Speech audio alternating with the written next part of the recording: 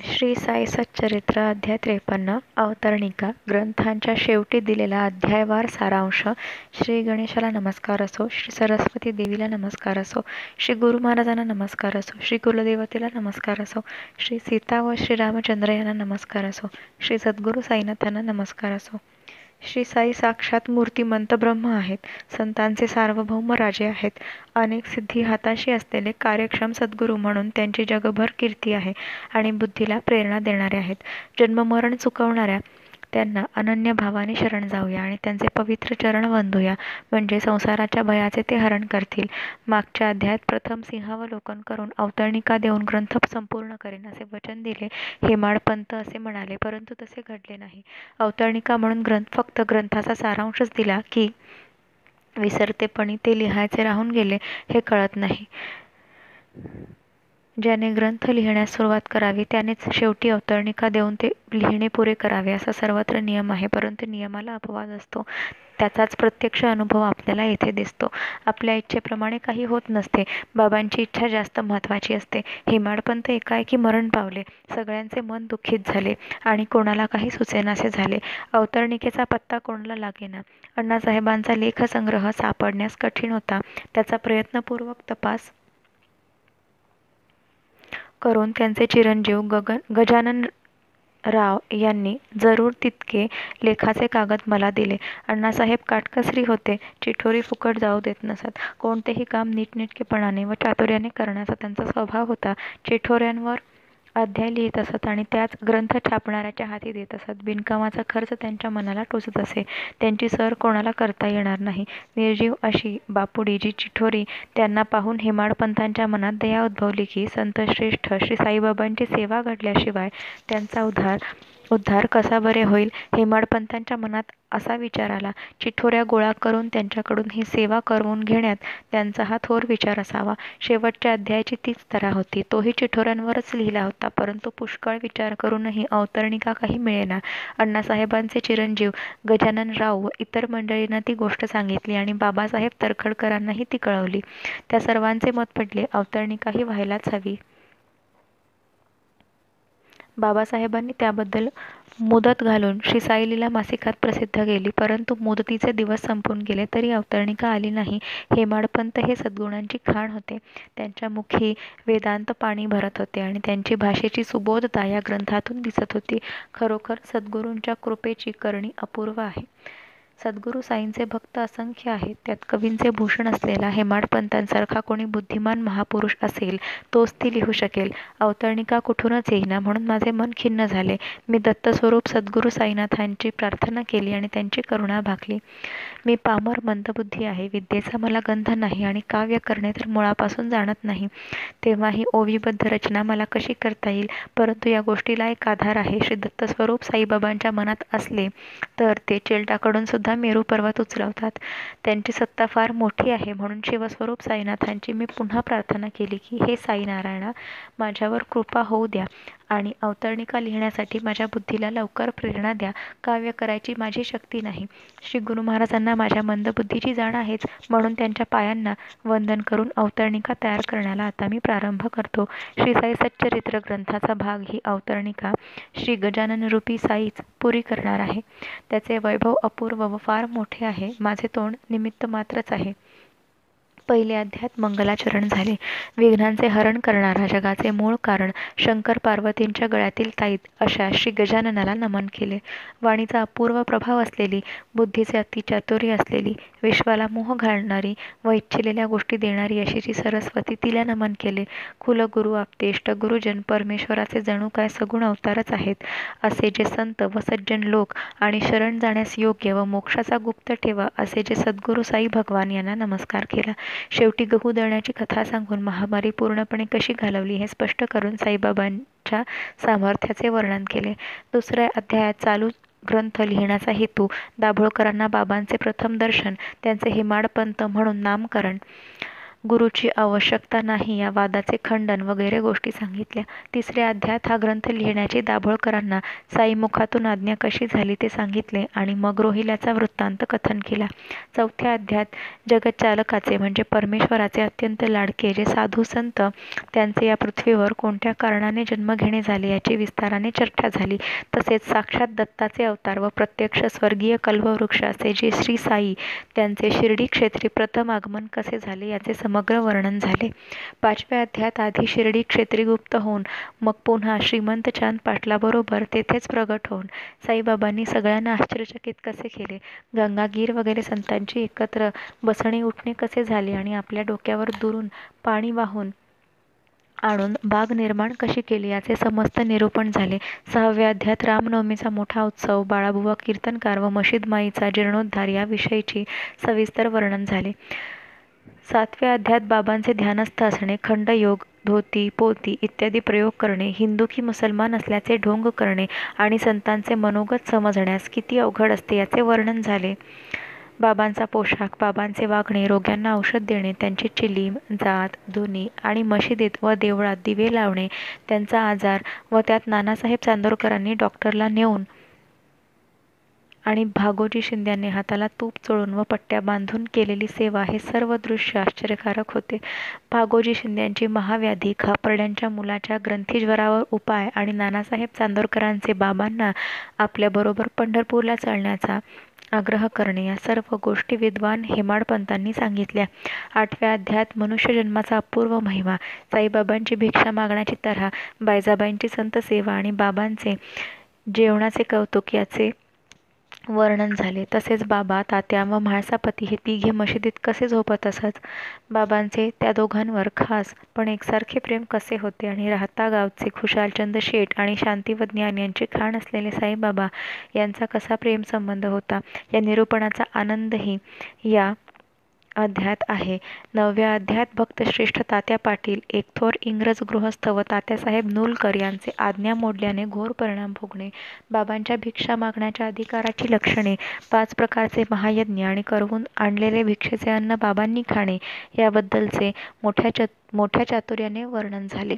तसेच कट्टे प्रार्थना समाजिस्ट बाबासाहेब तरखड हे नंतर थोर व एकनिष्ठ साईभक्त बनल्याची कथाही या अध्यायात सांगितली. अवघी 4 हात लांब व तशीच वीतभर रुंद अशा आढ्याला उंच टांगलेल्या फळीवर योगेश्वर बाबांचे झोपणे असे. शिर्डीत केव्हा पाय ठेवला, किती वर्ष राहणे झाले, देहावसान कधी झाले त्याचे हृदयंगम निरूपण 10व्या अध्यायात झाले. अंतःकरणात गुरुरायांची शांत व कसलीही इच्छा नसलेली स्थिती होती, पण ते बाहेर पिशाच वृत्ती दाखवत असत. लोकसंग्रह करण्याची त्यांची नित्य व कधीही न टळणारी प्रवृत्ती होती. वेदांत व शास्त्रात सांगितलेली धर्माची लक्षणे समजावून सांगण्यात, परमार्थाचे व प्रपंचाचे शिक्षण देण्यात आणि भक्ताच्या व अभक्ताच्या मनाची परीक्षा करण्यात साई सद्गुरूंची हातोटी विलक्षण होती. या सर्व गोष्टींचे आणि बाबांची बैठक, बाबांचे ज्ञान, त्यांचे स्वरूप, बाबांचा गुरुतत्वपणाचा अधिकार, त्यांचे सामर्थ्य व महिमान यांचे वर्णन झाले. 11व्या अध्यायात बाबांची सत्य, ज्ञान व आनंदयुक्त स्थिती असल्याची जगभर प्रसिद्धी, डॉक्टर पंडितांचे प्रेमभक्ती, सिद्दीक फाळकेचा पूज्यभाव याबद्दलचे वर्णन झाले. तसेच ढगांचा काळोख व वावटळासह मुसळधार पाऊस बाबांनी कसा आवरला आणि अग्नीवर त्यांची कशी विलक्षण सत्ता होती, सोसाट्याच्या वाऱ्यापासून बाबांनी सगळ्यांचे रक्षण कसे केले याचे सुंदर व सविस्तर निरूपण झाले. 12व्या अध्यायात काका महाजनी, नाशिकचे धुमाळ वकील, नानासाहेब निमोणकर एक मामलेदार, त्यांचा रामोपासक डॉक्टर मित्र या सर्वांच्या भिन्न भिन्न प्रकारच्या प्रसंगांचे गोड शब्दात वर्णन झाले. नाशिकचे अग्निहोत्री मुळे शास्त्री संत गोलप स्वामींचे शिष्य होते आणि फार संशयी होते. त्यांची साई दर्शनाची आश्चर्यकारक कथा या अध्यायात सांगितली. 13व्या अध्यायात बाळाशिंप्याचा हिवताप, काळ्या कुत्र्याला दहीभात खाऊ घालून बरा करणे, बापूसाहेब बुट्टींचा महामारी, अक्रोड पिस्ते चारून घालवणे, कानाचा रोग असलेल्या आळंदीच्या स्वामींना नुसत्या आशीर्वादाने निरोगी करणे आणि काका महाजनी भोगीत असलेल्या जुलाबाची पीडा भुईमुगाचे दाणे खाऊ घालून घालवणे अशा सर्व गोष्टींचे वर्णन झाले. तसेच पोटशुळाची व्याधी जडलेल्या हरड्याच्या भक्त दत्तोपंतांना सगळ्या लोकांसमोर बाबांनी नुसत्या आशीर्वादाने कसे मुक्त केले आणि एका भीमाजी पाटलाचे कफक्षयाचे दुखणे नुसती उदी लावून कसे घालवले हे सर्व हकीकत सांगितली.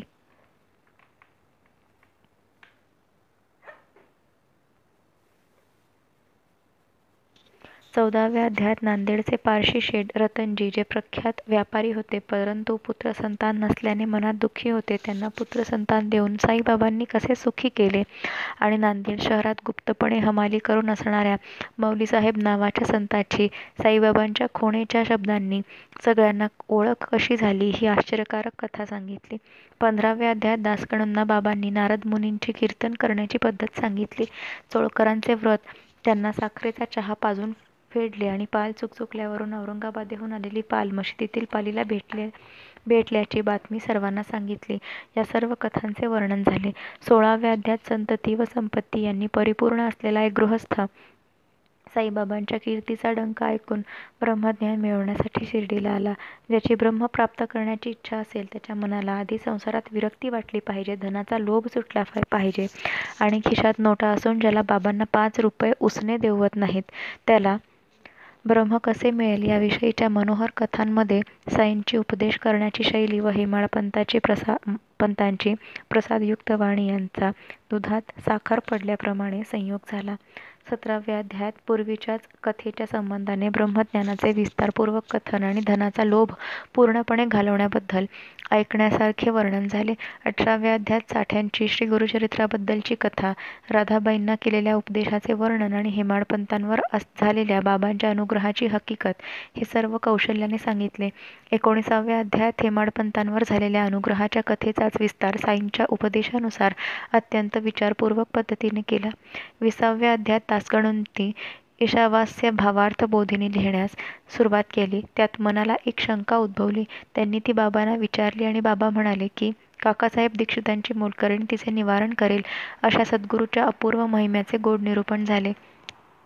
21व्या अध्यायात एका सद्गुणी उपजिल्हाधिकाऱ्यावर वाचले ते नाही संपले, पाहिजे ते कृतीत उतरले असा उपदेश करून, दुसऱ्या विद्वान पाटणकरावर नवविधा भक्तीचा महिमा सांगून आणि तिसऱ्या एका विलक्षण वकिलावर ताशेरा झाडून उपहास, निंदादी कुत्सित संग्रह न करण्याचा उपदेश करून केलेल्या कृपेचे वर्णन झाले. 22व्या अध्यायात संसारातून तारणारी ही मशीदमाई म्हणजे द्वारावती किंवा द्वारकाच आहे असे बाबांनी सगळ्या लोकांना सांगितले, पण त्याचा भावार्थ कोणा एकालाही कळेना. बाबांनी मशीदमाईंच्या गुणांची स्तुती केली. कोपरगावचे मामलतदार बाळासाहेब मिरीकर व नागपूरचे श्रीमंत बापूसाहेब बुट्टी यांचे सर्पदंश टाळले. अमीर शक्कराचा संधिवात घालवला व त्याच्यावरच्या सर्पाचा धोका टळला. हेमाडपंतांवरचे विंचवाने डंख मारण्याचे संकट व इतरांवरचे सर्पदंशाचे अरिष्ट घालवून त्यांचा भयंकर अपमृत्यू टळला. हे सर्व प्रसंग वर्णन केले. 23व्या अध्यायात योग्याभ्यासीचे शंकानिरसन, माधवरावांच्या सर्पदंश संकटाचे निवारण, बाबांची अष्टोप्रहर जळणारी धुनी व त्यासाठी लागणारी जळाऊ लाकडे, बोकड मारण्याचा प्रसंग यांचे अतिसुंदर वर्णन झाले. तसेच बडेबाबांचा अतृप्त स्वभाव कसा होता, किती दिले तरी आणखी पुष्कळ हाव त्यांना कशी होती, गुरुची आज्ञा पाळण्याची निष्ठा तर मुळीच नव्हती, तरी त्यांचा बाबांकडून बडेजाव कसा होत असे आणि भक्तश्रेष्ठ काकासाहेब दीक्षित, जे गुरुची आज्ञा पाळण्यात परम एकनिष्ठ होते, त्यांची परीक्षा घेऊन लोकांपुढे त्यांचे कौतुक करण्यासाठी सद्गुरूंनी लीला कशी केली, या सर्व गोष्टींचे विशिष्ट तऱ्हेने उत्कृष्ट वर्णन झाले. 24व्या अध्यायात फुटाण्याचे निमित्त करून बाबांनी हेमाडपंतांना शिकवण दिली की सद्गुरूंचे स्मरण केल्याशिवाय कोणत्याही विषयाचे सेवन करू नये. तसेच अण्णा बाबरे व मावशीबाई या दोघात साईबाबांनी भांडण कसे लावले या थट्टामस्करीचे कौतुक कविश्रेष्ठ हेमाडपंतांनी गायले.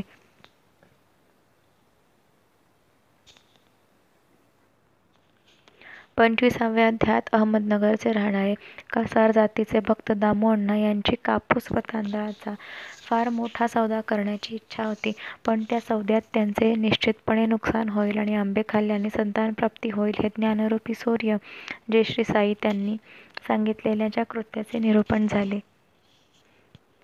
26व्या अध्यायात दुसऱ्या संताकडून अनुग्रह पावलेल्या पंत नावाच्या एका भक्ताला बाबांनी त्याची लगेच खूण पटवून देऊन आनंदित केले. भक्त हरिश्चंद्र पितळ्यांच्या अपस्माराने पिडलेल्या मुलाचा सगळा रोग नुसत्या कृपादृष्टीने दूर पळवला.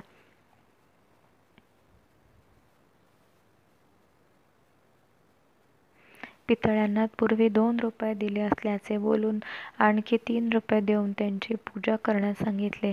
या सर्व गोष्टींचे मोहक वर्णन झाले. 27व्या अध्यायात एकनाथी भागवताची पोथी आपल्याला प्रसाद म्हणून घेण्याच्या इच्छेने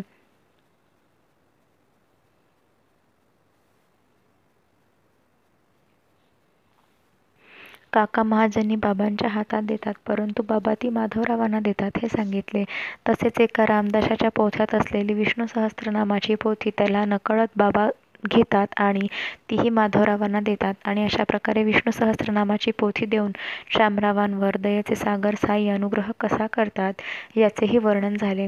28व्या अध्यायात सांताक्रूझचे भक्त लक्ष्मीचंद मुन्शी, बऱ्हाणपूरची चिडीबाई व गुजरातचा पुण्यराशी ब्राह्मण मेघा हे तिघे बाबांच्या चरणी कसे येऊन पोहोचले आणि त्या सर्वांना स्वप्नात दृष्टांत देऊन त्याचा जागेपणी अनुभव कसा दिला हे श्री साई माऊली कोणालाही न उमजणारी गोष्ट प्रेमाने कथन केली.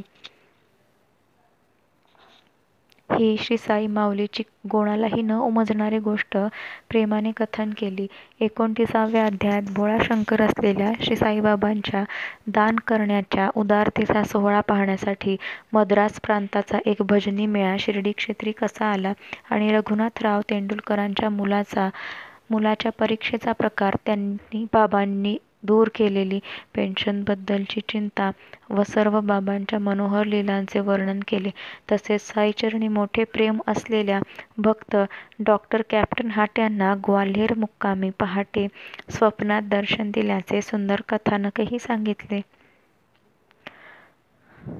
30व्या अध्यायात वणीच्या सप्तशृंगी देवीचे उपाध्ये कोणी एक काकाजी वैद्य यांना देवीने साईंना जाऊन भेटण्याचा स्वप्नात दृष्टांत कसा दिला आणि शिर्डीचे शामराव देखील त्याच देवीला केलेला नवस फेडण्यासाठी 30 वर्षांनी तेथेच कसे गेले हे सांगितले.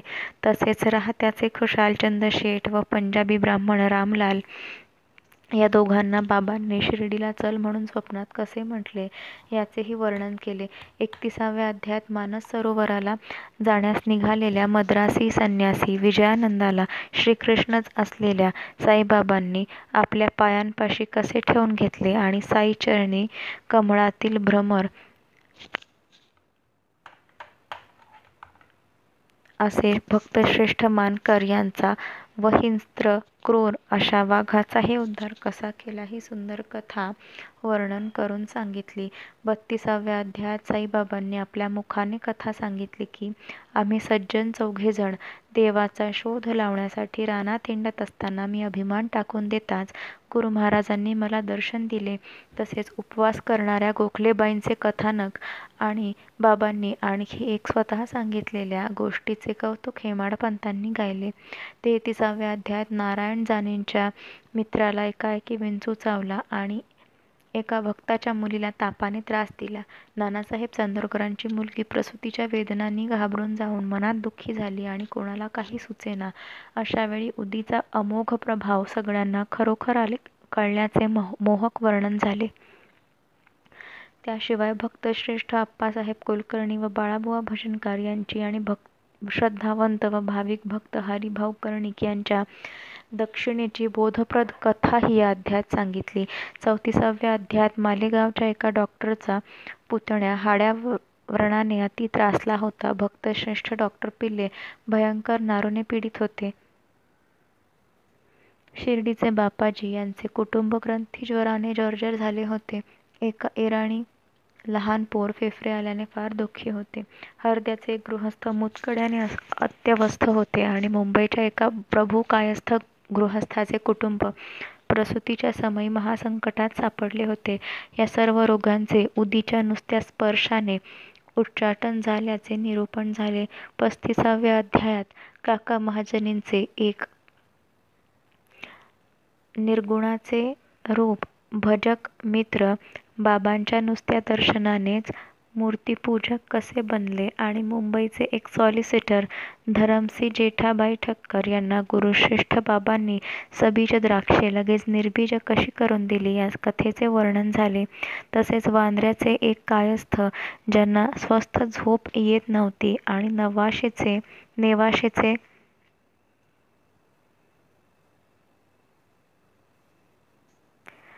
बाळा पाटील यांचे उदीचे अनुभवही सांगितले. 36व्या अध्यायात नोकरीसाठी आणि चोराचा शोध लागण्यासाठी असे वेगवेगळे नवस करणाऱ्या गोव्यातील 2 गृहस्थांना साई समर्थ त्यांच्या नवसांची आठवण करून देतात. ही कथा सांगताना भारावून जाऊन हेमाडपंत म्हणतात की त्रिकालज्ञानी असलेल्या व ब्रह्मांड व्यापून असलेल्या या साई समर्थांच्या कीर्तीचे वर्णन करणे कोणाला शक्य आहे. तसेच सखाराम औरंगाबादकरांची पत्नी पुत्रप्राप्तीसाठी साईंच्या पायांची धावत येते. तिची ती इच्छा श्रीफळ देऊन श्री साई कशी पुरवतात याचे तात्पर्यही हेमाडपंतांनी सांगितले. 37व्या अध्यायात इतरत्र क्वचित पाहण्याला मिळणाऱ्या चावडी समारंभाच्या सोहळ्याचे स्वतः डोळ्यांनी पाहून रसाळ वर्णन हेमाडपंतांनी केले. 38व्या अध्यायात हंडीत वेगवेगळे पदार्थ शिजवून नाना प्रकारची पक्वान्ने बनवून बाबा सर्वांना प्रसादाचे जेवण कसे देत असत याचे मनोहर वर्णन झाले. 39व्या अध्यायात साईबाबांनी नानासाहेब चांदोरकरांना त्यांचा संस्कृत भाषेचा अभिमान घालवण्यासाठी गीतेतील तद्विधी प्रणिपातेन या श्लोकाचे विवरण कसे केले आणि बापूसाहेब बुट्टींना दृष्टांत देऊन संत साईंनी देवळासमवेत वाडा बांधण्याची आज्ञा कशी दिली ही हकीकत सांगितली. 40व्या अध्यायात मातोश्रीच्या व्रतांच्या उद्यापनासमयी बाळासाहेब देव ब्राह्मण भोजन घालतात आणि त्यासाठी पत्र लिहून बाबांना आमंत्रण देतात. मग त्या दिवशी संन्यासाचा वेश घेऊन 3 विभूती येतात आणि ब्राह्मणांबरोबर जेवून जातात. यातील गुरु महाराजांची चतुराई कोणाला कळत नाही. तसेच हेमाडपंतांना दृष्टांत देऊन छबीरूपाने सोंग धरून होळीच्या सणाच्या दिवशी बाबा भोजनास कसे आले याचे सुंदर वर्णन झाले. 41व्या अध्यायात छबीचीच कथा विस्तारून कवी हेमाडपंत भक्तांसाठी वांद्र्याच्या अली महमदाने सांगितलेल्या साई सद्गुरूंच्या अतर्क्य महिमाचे रसाळ व रम्य निरूपण करतात. तसेच बाळासाहेब देवांवर श्री साई बाबा रुद्रावतार धारण करून जळत्या निखाऱ्याप्रमाणे लाल लाल होऊन रागाने शिव्यांचा भडीमार करतात आणि मग रोज नियमाने ज्ञानेश्वरी वाचत जा असे म्हणून ती वाचण्याची रीत श्री साई नंतर स्वप्नात सांगतात याचेही विवरण केले.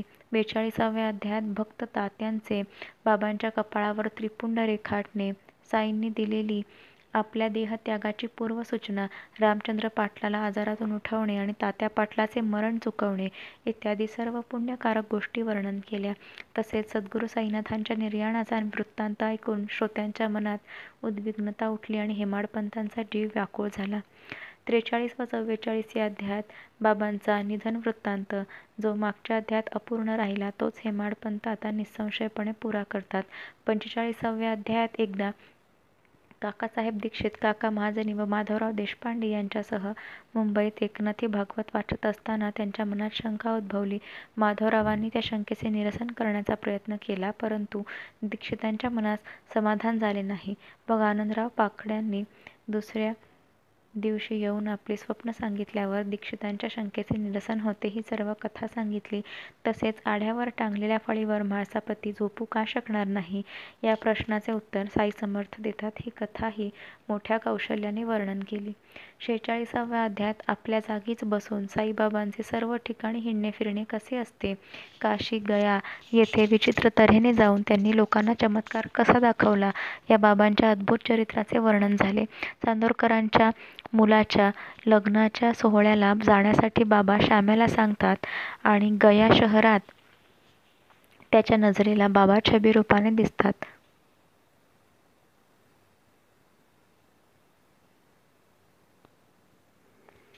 तसेच 2 शेळ्यांच्या पूर्वजन्माची रम्य, मधुर, पवित्र व गूढ कथा साई शंकर स्वमुखाने सांगतात याचेही वर्णन झाले. 47व्या अध्यायात अशीच एका साप व बेडकाची किंवा लोभी कर्ज देणाऱ्या व घेणाऱ्या पूर्वीच्या व्यवहाराची खरी हकीकत ब्रह्मा, विष्णू व शंकरच असलेल्या श्री साईंनी सांगितल्याचे, वैरहत्यावत ऋण फेडण्याकरता पुनर्जन्म घ्यावा लागतो याचा उपदेश केल्याचे हृदयंगम वर्णन झाले. 48व्या अध्यायात एक भक्त श्रेष्ठ शेवडे याच्या वकिलीच्या परीक्षेचा प्रकार आणि दुसरा अभाविक सपटणेकर याच्यावर केलेली कृपा याविषयी वर्णन झाले. 39व्या अध्यायात मुंबईचा राहणारा हरी कान्होबा व हरिद्वारचे वक्र बुद्धीचे सोमदेवजी स्वामी हे दोघे अभिमान धरून संतांची परीक्षा घेण्यासाठी शिर्डीला आले आणि दर्शन घेताच बाबांनी त्यांच्या मनातले बोलून दाखवल्याने ते तात्काळ लज्जित झाले आणि साईचरणी चित्त जडून त्यांची जन्मजन्मांतरीची पापे धुवून निघाली. हा वृत्तांत कथन केला. तसेच बाबांजवळ बसले असता बुरख्यातील एका सुंदर स्त्रीचे रूप पाहून नानासाहेब चांदोरकरांचे मन विकारवश झाले, तीही गोष्ट सांगितली. 50व्या अध्यायात तद्विधी प्रणिपातेन याचाच अर्थ विस्ताराने सांगून त्याचे समर्थन रघुनाथांचे चिरंजीव गोविंदराव दाभोळकर करतात. 51व्या अध्यायात हरी सीताराम दीक्षित, भक्त बाळाराम धुरंदर व नांदेडचे वकील पुंडलिकराव शिर्डीला प्रथम कसे आले, एकेकाची हकीकत ऐकून श्रोते आश्चर्यचकित होतात आणि भक्तांचा मनोसागर उचंबळून कसा येतो याचे वर्णन झाले. 52व्या अध्यायात ग्रंथाचे सिंहावलोकन करून हेमाडपंत दुष्टांचे दुष्टत्व घालवून बाबांनी सज्जनांचे संरक्षण करावे असे पसायदान मागून घेतात आणि सद्गुरुचरणी लीन होऊन मस्तक व लेखणी अर्पण करून सर्व ग्रंथ संपवून कृतार्थ होतात. अशा प्रकारे गोविंदरावांनी श्री साई सच्चरित्राचे अध्याय पूर्ण केले. त्यांच्या पायांना नमस्कार करून साऱ्या विश्वाच्या गुरुमाऊलीला मी नमस्कार करतो. अध्यायांचा सारांश जी सांगते तिलाच अवतरणिका म्हणतात. मोक्षाची इच्छा करणाऱ्या रसिकांसाठी ती मोक्षाची खरी वाट आहे. शेल्याला जुन्या फाटक्या कपड्याचा पदर लावल्याप्रमाणे या साई सच्चरित्राला ही अशी अवतरणिका जोडली म्हणून तिचा अव्हेर कराल तर चतुर्श्रोत्यांनी एकदा या दासाची विनंती ऐकावी. शेला नव्हे तर गोंडस नीट बाळाला दृष्ट लागू नये म्हणून त्याला हा धीट बाळ म्हणजे बाळांचा बाळ उर्फ अवतरणिका लेखक बाळकृष्ण विश्वनाथ देव काळी तीट म्हणजे लहानसा टिळा लावतो. हा ग्रंथ म्हणजे सुंदर स्वादिष्ट अन्न आहे. त्यातील अध्यायरूपी अनेक प्रकारचे पदार्थ चांगले पचण्यासाठी हे अवतरणिका लेखनरूपी ताकाचे पिणे आहे. हा ग्रंथ म्हणजे सदा इच्छिलेले पदार्थ देणारी व अध्यायरूपी शुद्ध निर्व्यंग अवयव असलेली कामधेनू आहे. तिला दृष्ट लागू नये म्हणून अवतरणिकारूपी दृष्टमण्यांची माळ तिच्या गळ्यात घातली आहे. असो, हेमाडपंत अध्यायाच्या रचनेची जी पद्धत अवलंबित असत ती माझ्या बुद्धीप्रमाणे मी आता सांगतो. श्रोत्यांनी ती लक्ष देऊन ऐकावी. सर्वाआधी सद्गुरूंचे स्तवन ते करीत, नंतर वेदांताचे निरूपण व साईंचे ब्रह्मस्वरूप वर्णन ते करीत व सर्व शेवटी स्वतःचे व भक्तांचे साईबाबांबद्दलचे अनुभव ते कथन करीत असत. हेमाडपंत मूळचे शास्त्र व वाङ्मयात प्रवीण होते. त्यात आणखी सद्गुरू साईंनी प्रसन्न होऊन त्यांना ग्रंथरूपी पक्वाना निर्माण करण्याकरता लगेच प्रतिभा संपन्न केले. जे जे या ग्रंथाच्या गोडीचा अनुभव घेतील त्यांचे जन्ममरणांचे फेरे थांबतील, त्यांना मोक्षपदाची अक्षय मालमत्ता मिळेल. हेमाडपंतांच्या रसाळ वाणीला साईकृपेचा चांगला लाभ झाला आणि जणू काय दुधाचा व उसाच्या रसाचा योगच जमला. मग ग्रंथाचा थाट काय वर्णावा. ग्रंथकार पुष्कळ असतील, परंतु जोवर विश्वाचा आधार व लक्ष्मीचा पती म्हणजे श्री विष्णूच असलेला खऱ्या सद्गुरूचा लाभ होत नाही तोवर भाषेच्या सुबोधतेचा अधिकार प्राप्त होत नसतो. शास्त्रांचा कितीही अभ्यास केला तरी सद्गुरूच्या कृपेशिवाय असे ग्रंथलेखन होत नसते हे वचन अगदी खरे आहे. या श्री साई सच्चरित्राची स्तुती कोण करू शकेल. या ग्रंथाच्या योग्यतेला उपमाच नाही. या ग्रंथाला हेमाडपंतासारखा करता लाभला हे मुमुक्षुजनांचे मोठे सौभाग्यच म्हणायचे. गोविंदरावांनी हेमाडपंतांनी मुमुक्षुजनांकरता ग्रंथरूपी गोड पक्वान्नाची वेळीच चंगळ करून ठेवल्याने जोपर्यंत हा ग्रंथ पृथ्वीवर असेल तोवर या जगात त्यांची कीर्ती गाजत राहील. सद्गुरूंच्या कृपेने उत्पन्न झालेला हा ग्रंथ धन्य होय.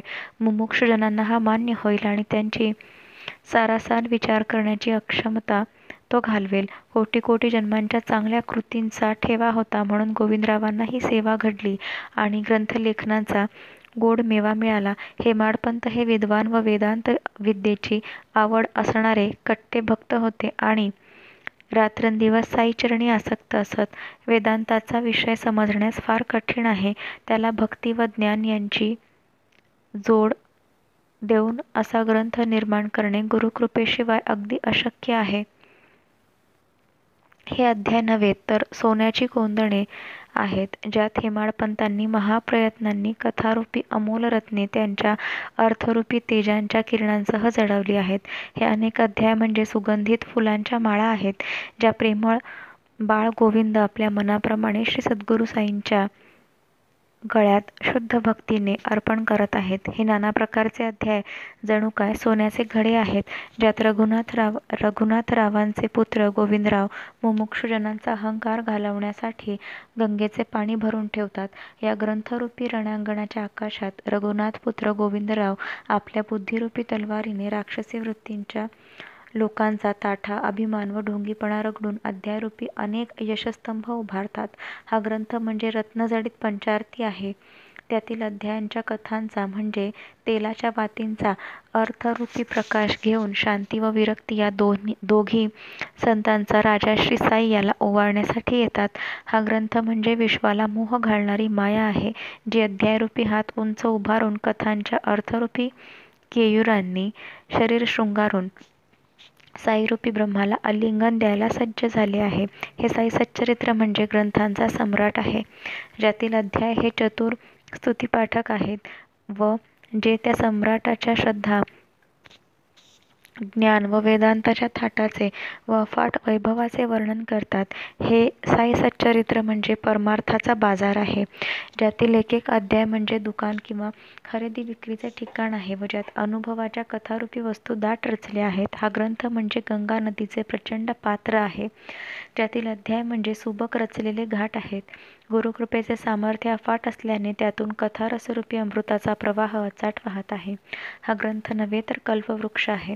संसारी जनांना तो वृक्ष वाटेल, परंतु मोक्षाची आवड असणाऱ्या भाविकांना तो केवळ मूर्तिमंत मोक्षच वाटेल. प्रत्यक्ष अनुभव घेऊन पहा, जे संसारातील अज्ञान व दुःख नाहीसे करते, मोह मायारूपी नरकातून वाचवते आणि कायम टिकणारी शांती देते, यालाच खरे स्मारक म्हणावे.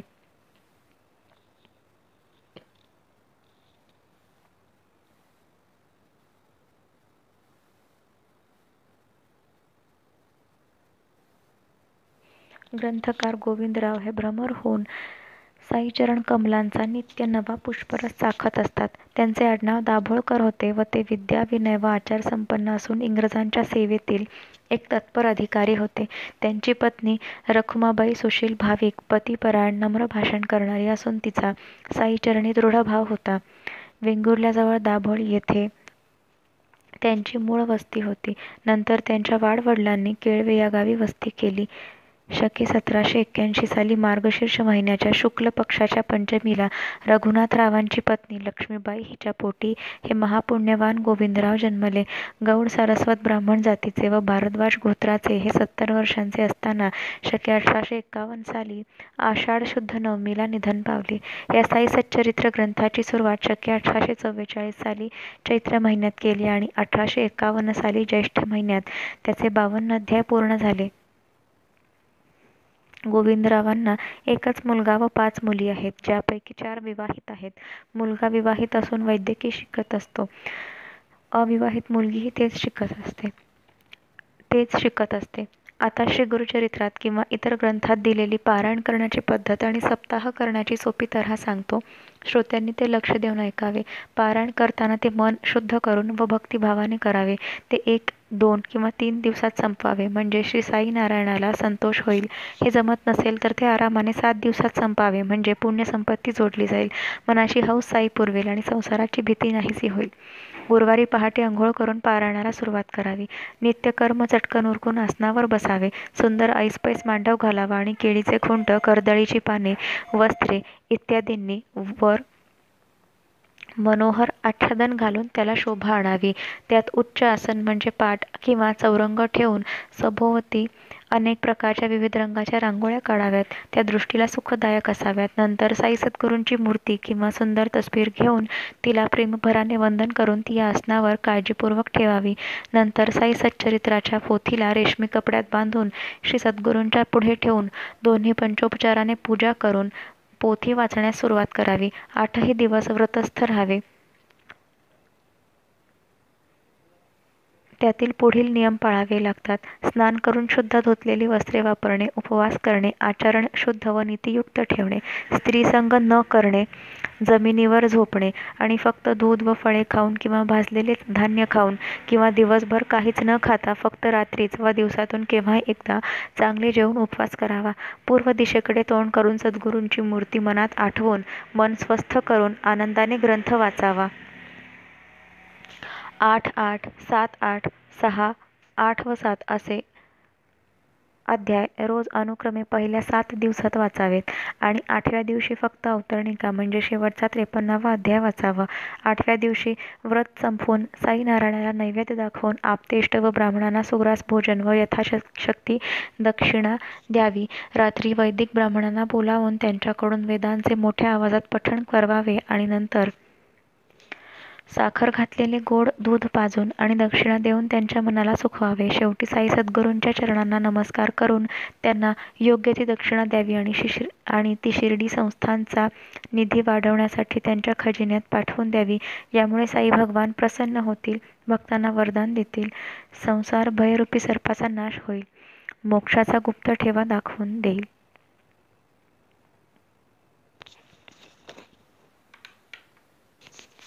कोणत्याही व्रताचे विधिविधान ते काही फलप्राप्तीसाठी केले असता कडक रीतीने पाळायचे असतात.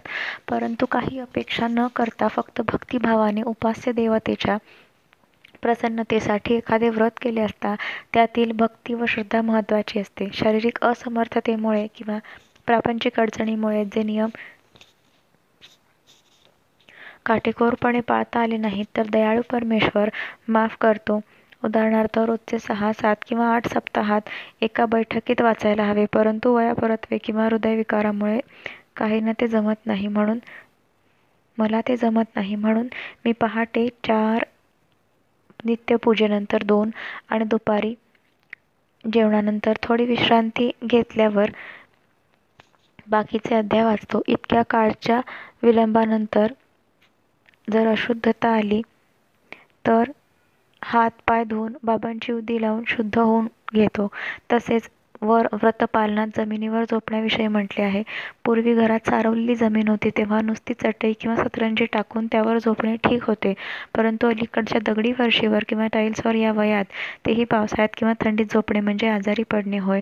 मग कुठले चरित्रपठण म्हणून त्याचा पलंगावर फोम रबराच्या गादीवर ऐशाआरामात न झोपता खाली पातळ गादी टाकून झोपावे असा अर्थ मी घेतो. अशा प्रकारे दरवर्षी श्रावण महिन्यात सप्ताह करण्याचा कित्येक वर्षांचा माझा नेम आहे.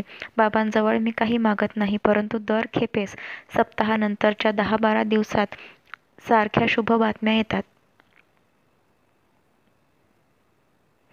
रेंगाळलेले प्रश्न सुटतात आणि अनेक प्रकारे विशेष करून धनप्राप्तीचे अनपेक्षित लाभ होतात असा माझा अनुभव आहे. तात्पर्य सांगायचे म्हणजे वर ओव्यात सांगितल्याप्रमाणे सर्व विधिविधान यथास्थित पाळणे शक्य असले तर जरूर पाळावेत. ही एक काया वाचा मनाची व धनाचीही तपस्या असते. पण काही गोष्टी पाळणे अशक्य झाल्यास सप्ताह करणे टाळू नये. पोथीचे भक्तिभावाने पारायण करणे, सावकाश समजेल तेवढा अर्थ समजून घेऊन वाचणे आणि त्यातील उपदेशाप्रमाणे वागण्याचा निश्चय करणे हे महत्त्वाचे असते. पहिल्या पारायणात ते साधले नाही तर पुढे ते अवश्य साधेल. लक्षात ठेवा श्रोतेहो, तुम्ही संत आहात, आमच्या सुखाच्या आश्रयाचे स्थान आहात. हा दास तुमच्या पायांशी विनंती करतो की अवतरणिकेचा विसर पडला तर पडू द्या, परंतु मूळ ग्रंथाच्या अर्थावर नजर असू द्या. श्रोतेहो, तुम्ही सज्जन आहात आणि कृतांताचे काळ आहात. हा बाबांचा बाळ तुमच्या चरणी कपाळ ठेवून प्रार्थना करतो की या दासावर कायमची दया असू द्या. जे जे कमी जास्त असेल ते ते माझे मला देऊन टाका आणि तात्पर्य ग्रहण करून चित्ताला संतोष होईल असे श्रोत्यांनो तुम्ही करा. हे साई श्री गणेशा तुला नमस्कार असो. हे साई ब्रह्मदेवा तुला नमस्कार असो. हे साई श्री विष्णू तुला नमस्कार असो. हे साई श्री शंकरा तुला नमस्कार असो. हे साई श्री दत्तात्रेया तुला नमस्कार असो. हे साई इंद्रदेवा तुला नमस्कार असो. हे साई चंद्रदेवा तुला नमस्कार असो. हे साई अग्निनारायणा तुला नमस्कार असो. हे साई श्री विठ्ठला तुला नमस्कार असो. हे साई चैतन्यरूपी सूर्या तुला नमस्कार असो. हे साई ज्ञानसागरा तुला नमस्कार असो. आणि हे साई श्री ज्ञानेश्वरा तुला नमस्कार असो. ही अवतरणिकारूपी शब्दांची पुष्पांजली आणि नमन नामावली श्री गुरुचरणांवर अर्पण करून मी प्रार्थना करतो की श्री साई माऊली प्रसन्न होवो. अशा प्रकारे श्री साई सद्गुरूंनी प्रेरणा केलेला बाबांचा दास बाळ यांनी रचलेला श्री साई समर्थ यांच्या सत्यचरित्राचा अवतरणिका नावाचा 53वा अध्याय समाप्त झाला. श्री सद्गुरू साईनाथांना अर्पण असो. सर्वत्र मंगल असो.